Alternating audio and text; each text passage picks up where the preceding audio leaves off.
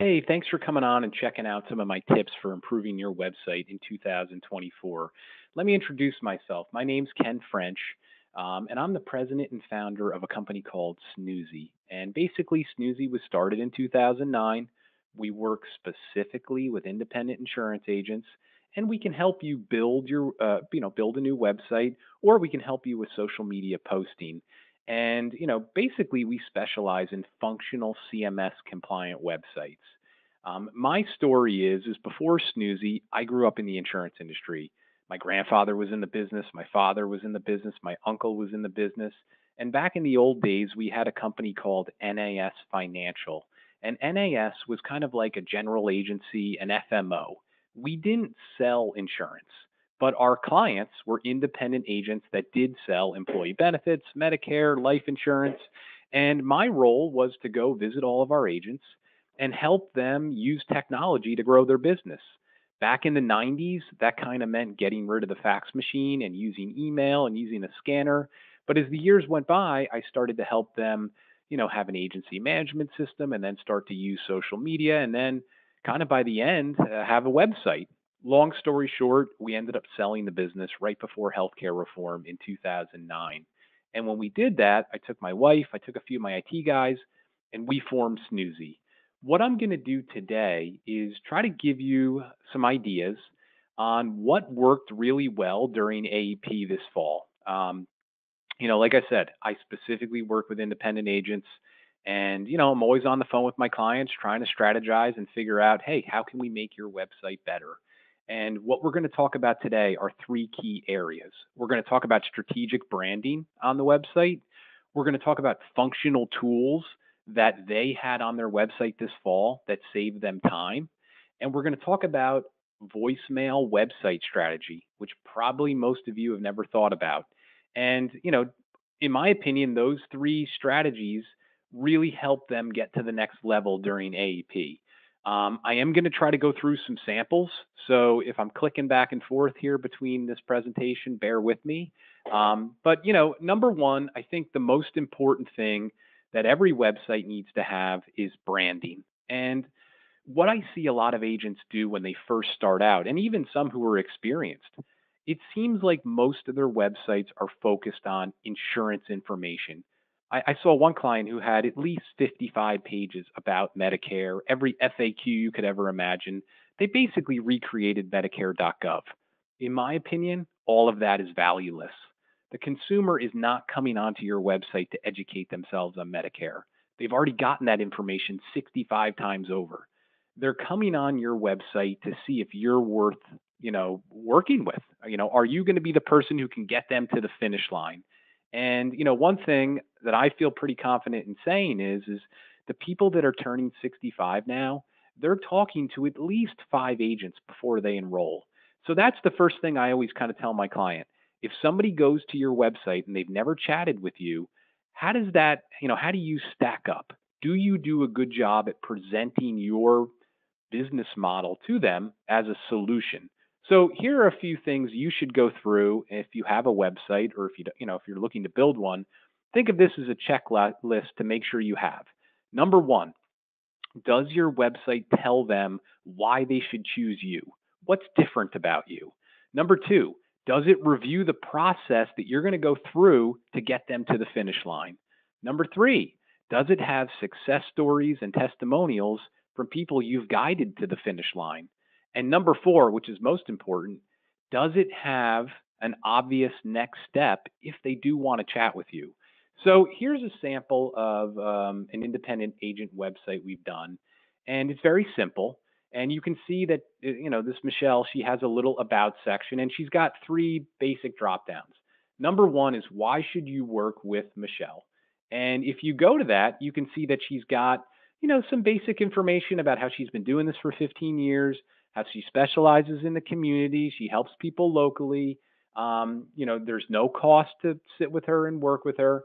But more important, she does review that she does in-home appointments. She does virtual consultations. She does phone consultations. She's got obviously her contact information, and she does have her schedule a meeting, which takes people to her calendar where they can schedule a meeting with her. She also has some success stories, testimonials from people that she's helped.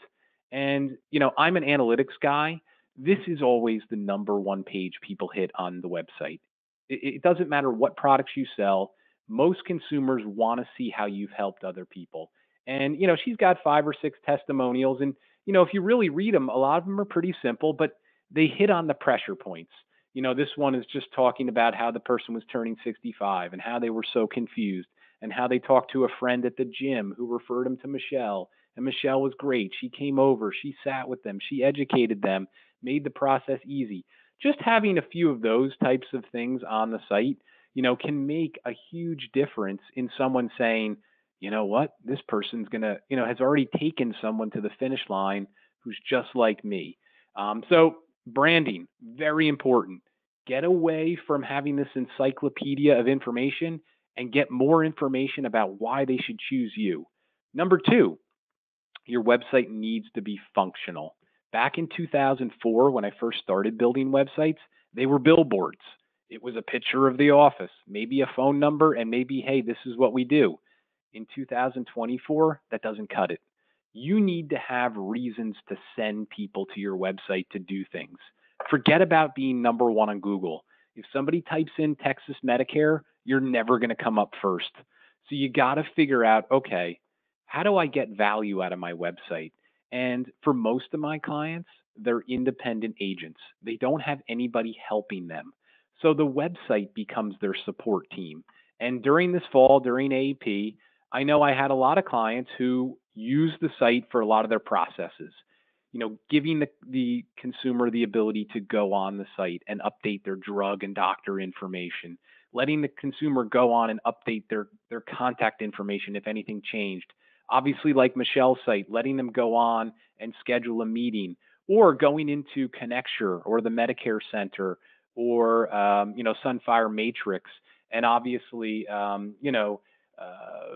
seeing pricing and plans to get a general sense of what's going on. So here's another sample, and you can see that obviously right up front, schedule a meeting. If someone clicks on that, they go right into Bonnie's Calendly, where they can, go in, see her schedule, and book a meeting with her.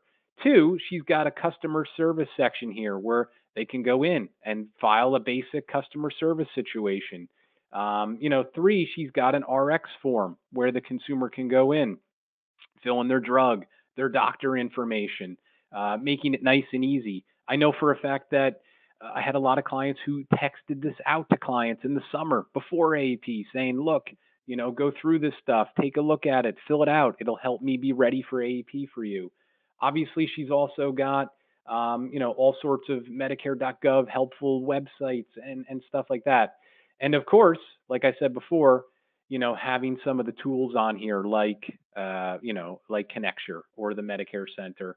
Obviously, she sells other products as well, but they're all on the site where the consumer can access these, enrollment portals, which have become very, very important in today's, obviously today's business.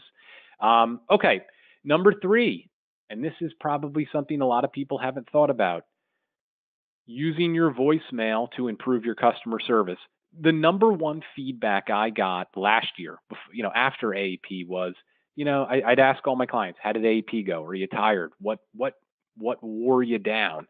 And most of my clients would say, yeah, it went pretty good, but I did have a few people who got disgruntled because they would call me at the end of the day, and they would leave a voicemail.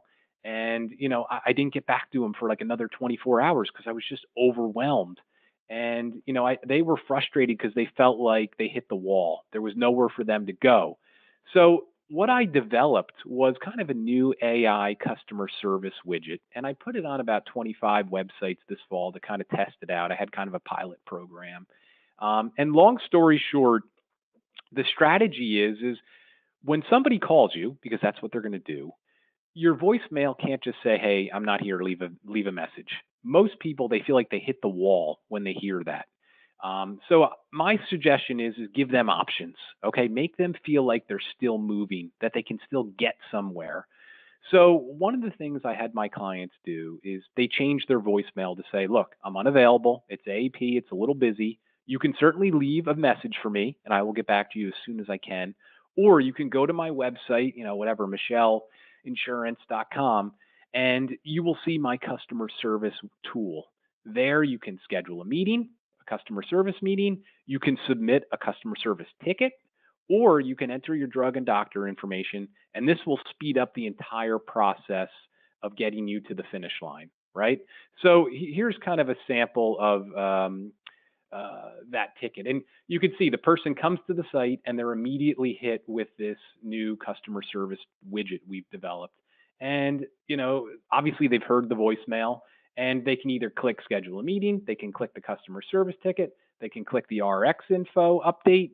And, obviously if they click on this, they're going right in and they're getting customer service and they feel like they're still moving. And again, I can't stress that enough that, you know, people understand that you're busy. And if you can just give them that extra little bit of guidance, they feel like they're getting helped. And I think a lot of us, because we're independent agents and it's just us, especially as the fall goes on, as October turns into November and November turns into December, we get burned out. We get really cranky and tired. So any type of structure we can have is going to help us. So in summary, I think the best way I always like to say it is you got to have a strategy for your website. Everyone now has a smartphone. And, people expect you to provide what I call a customer experience. I'm sure most of you have a very good customer experience when the consumer is sitting right next to you and you're talking to them. But how good is your customer experience when you're busy on the phone with another client? And in my opinion, that's where the website can be a game changer for you. Obviously, we want to let people learn more why they should choose you. We need to let them be able to schedule a meeting. We need to keep things flowing. We can't make people hit the wall. If they hit the wall and they can't get anywhere, they're going to go find another agent. So letting them create a customer service ticket, even letting them go into your pearls and play around with some of the pricing and tools is going to help you grow your business. It's going to give you reasons to get people on your website. And in my opinion, more people on your website equals more annuity sales, life insurance sales, cross-selling, referrals, because now they're exposed to your whole model. They're not just exposed to you sitting next to them. It becomes a whole different perception. So if you need a better website or you need help with social media in 2024, I'd be happy to chat with you.